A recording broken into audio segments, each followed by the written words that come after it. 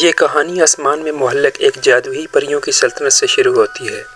یہ سلطنت چمکتے ہوئے محلوں، اڑتی ہوئی پریوں، جادوئی آبشاروں اور سنہری روشنی سے بھری ہوئی ہے۔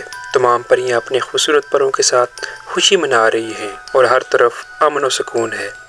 اسی سلطنت کے مرکز میں ایک پری شہزادی پیدا ہوتی ہے، لیکن اس کے پر نہیں ہوتے۔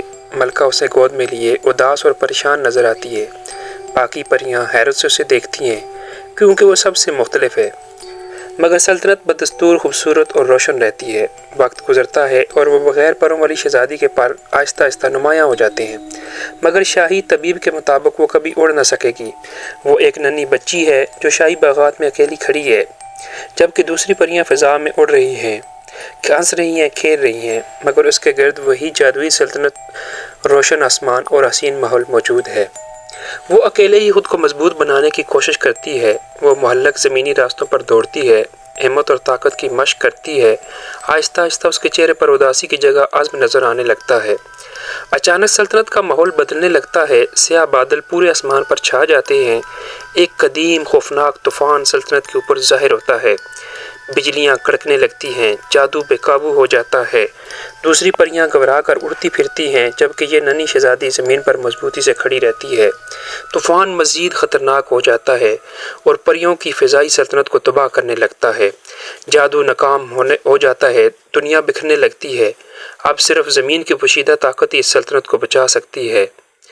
شہزادی ایک ممنوع قدیم زمینی مقام کی طرف جاتی ہے جو معلق سلطنت کے نیچے موجود ہے۔ وہاں پر اسرار، روشن نشان، قدیم زونز اور چھپی ہوئی جادوئی طاقت موجود ہے۔ وہ جان لیتی ہے صرف وہی زمین پر چل سکتی ہے اور اس بھولی ہوئی طاقت کو حاصل کر سکتی ہے۔ اسے اپنی حقیقت سمجھ آتی ہے۔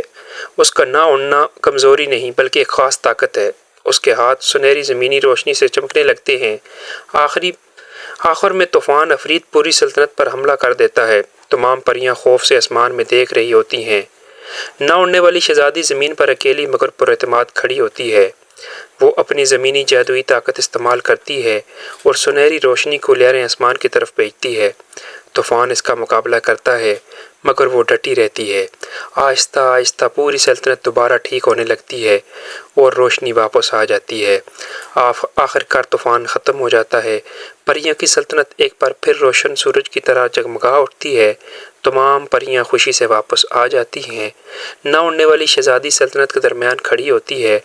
اب سب اس کی عزت کرتے ہیں۔ وہ کمزور نہیں رہی۔